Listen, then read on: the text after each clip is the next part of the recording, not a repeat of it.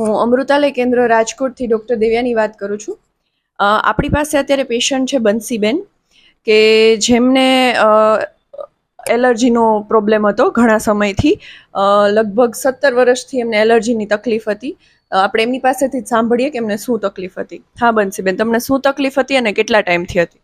મને 17 વર્ષથી એલર્જીક તકલીફ હતી અને સતત શરદી રહેતી અને શ્વાસ પણ એટલો ચડતો, એટલે એના માટે મારે ક્યારેક પંપ લેવો પડતો. અને એલર્જી તો મને શરદી એટલે કાયમ રહેતી. રાત્રે સૂવું તો નાક બંધ થઈ જાય, સવારે ઉઠવું એટલે એકદમ શરદી ચાલુ થઈ જાય, શરીરમાં થાક બહુ લાગતો.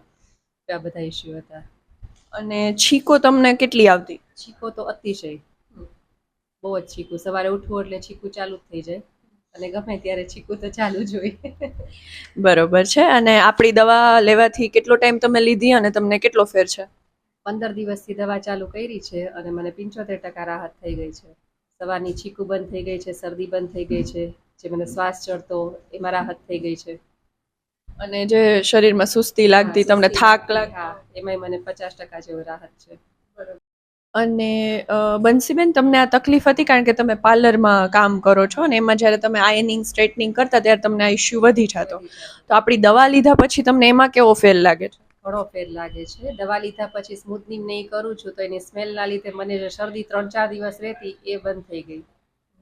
બરોબર છે, વાહ સરસ. તો હવે તમે એ કરો છો તો એ તમને એટલો ઇશ્યુ નથી આવતો ને?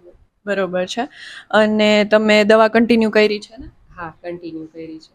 બરોબર છે, સરસ બંસીબેન. હજી આપણે 100% રિઝલ્ટ મળે ત્યાં સુધી દવા કન્ટિન્યુ કરશું, બરોબર? આ જ રીતે આગળ વધશું.